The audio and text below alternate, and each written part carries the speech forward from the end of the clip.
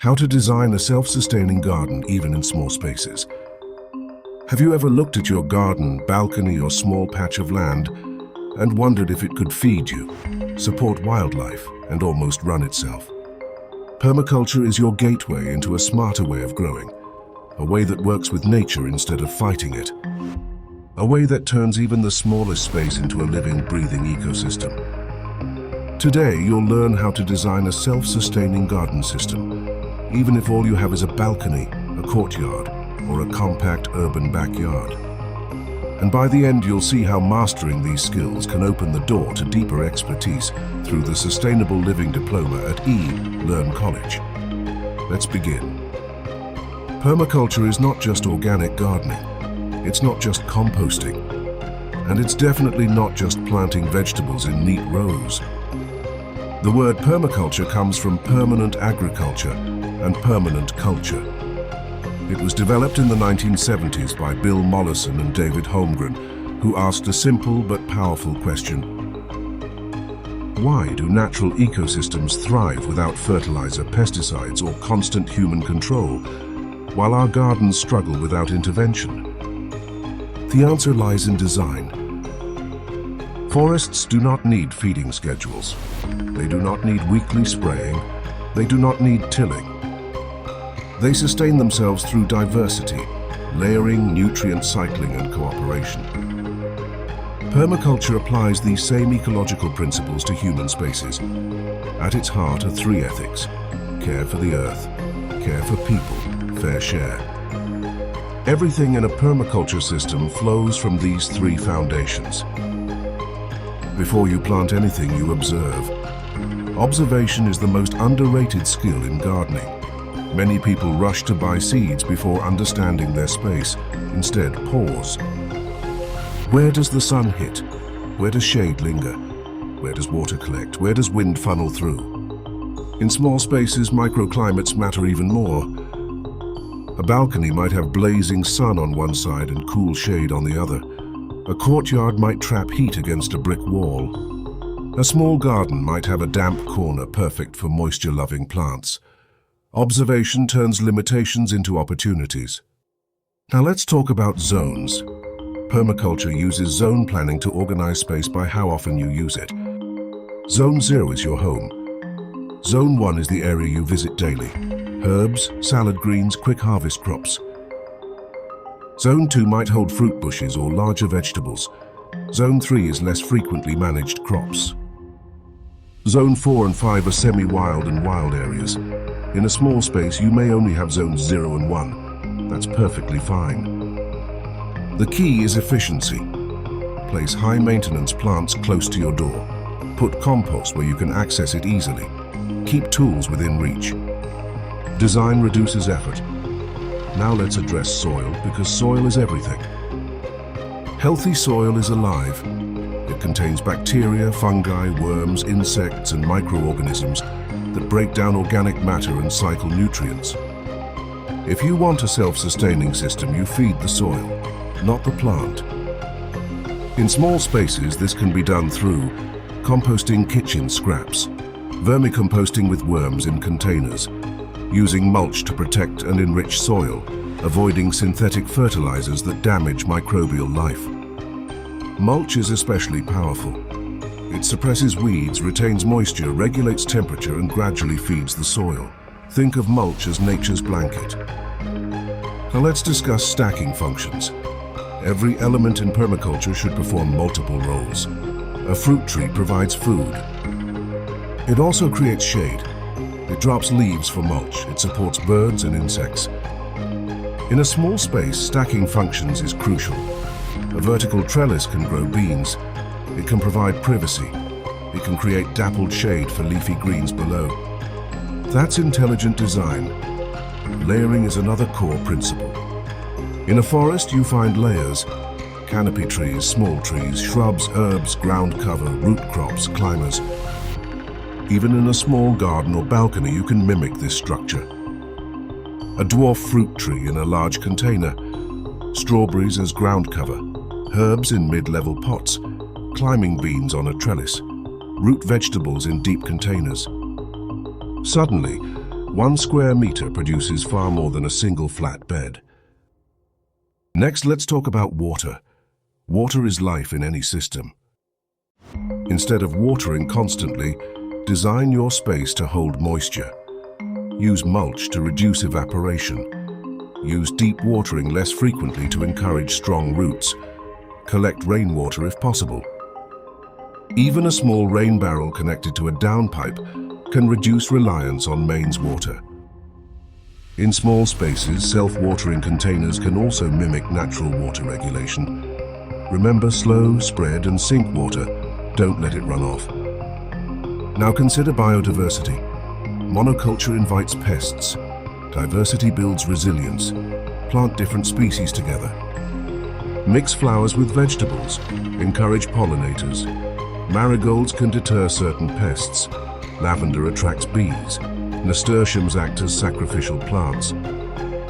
Diversity creates balance, and balance reduces the need for intervention. One of the most powerful small-space permaculture tools is companion planting. Some plants support each other. Tomatoes and basil grow well together. Carrots and onions can deter each other's pests. Beans fix nitrogen in the soil, benefiting neighboring plants. Nature thrives on cooperation. Your garden should too. Now let's explore composting in tight areas. You don't need a large heap. You can compost in buckets. You can compost with worms. You can compost using bokashi fermentation. Food scraps become soil. Waste becomes resource.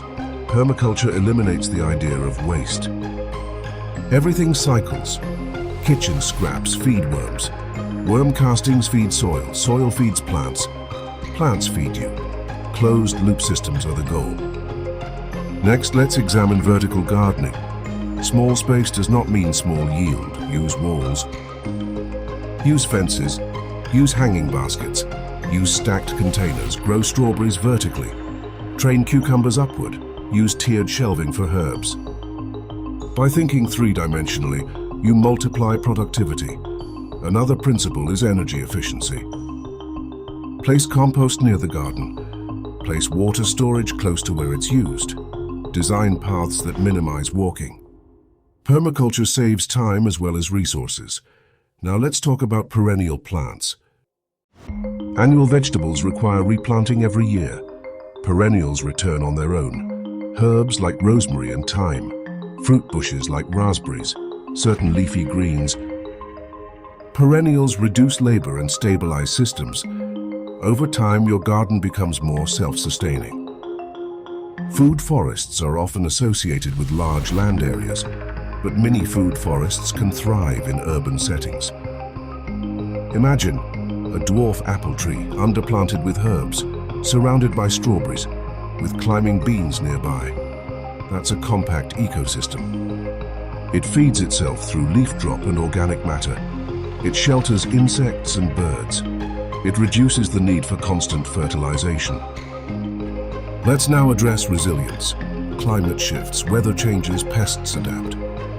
A resilient garden withstands shocks. Use drought-tolerant plants. Choose native species where possible. Diversify crops. Resilience is insurance. Permaculture thinking also includes human resilience. Growing your own food improves food security. It reduces reliance on long supply chains. It lowers your environmental footprint. Even small yields matter. A handful of herbs from your balcony reduces plastic packaging and food miles. Self-sufficiency is not about total independence. It's about reducing vulnerability. Now consider community. Permaculture extends beyond individual gardens. Seed sharing, composting co-ops, neighborhood growing networks, knowledge spreads, systems strengthen. And this brings us to education. Understanding permaculture deeply requires more than inspiration. It requires structured learning. Design skills, ecological literacy, waste reduction strategies, water management planning, renewable energy awareness, ethical consumption practices. That's where formal training becomes powerful. The Sustainable Living Diploma at eLearn College takes these ideas further. You move beyond gardening into systems thinking. You learn how food production connects with energy, housing, transport, and waste. You explore climate awareness and environmental responsibility. You gain practical frameworks for designing sustainable homes and communities. Permaculture becomes one part of a larger sustainable lifestyle strategy. Back to your garden. Start small. Begin with herbs near your door. Add compost, add mulch, observe, adjust. Permaculture is iterative. It evolves. You don't build perfection in year one. You build relationships between soil, plants, insects, and yourself. Even failures teach you. A pest outbreak reveals imbalance. Poor drainage reveals design flaws. Each season refines the system. Over time, maintenance drops. Soil improves. Plants strengthen, biodiversity increases. Your role shifts from controller to steward. That shift changes everything. It changes how you see waste. It changes how you buy food. It changes how you value resources, and it changes how you think about sustainability. Permaculture 101 is just the beginning. Designing a self-sustaining garden in a small space proves something powerful. Sustainability is not reserved for rural landowners or large estates. It's accessible, it's scalable, it's practical, and it's deeply empowering. If you feel inspired to go further, to understand sustainable housing, renewable energy systems, waste management models, circular economy principles, and long-term ecological design, the Sustainable Living Diploma at eLearn College offers that next step. You gain structured knowledge, you build confidence, you turn interest into expertise. And whether you want to transform your home, influence your workplace, or even build a sustainability-focused career, education gives you the foundation. Your small garden can become your laboratory. Your compost bin can become your teacher. The soil beneath your feet is the first system to master. Begin there. Grow wisely, design intelligently, and let your small space become a living example of what sustainable living truly means.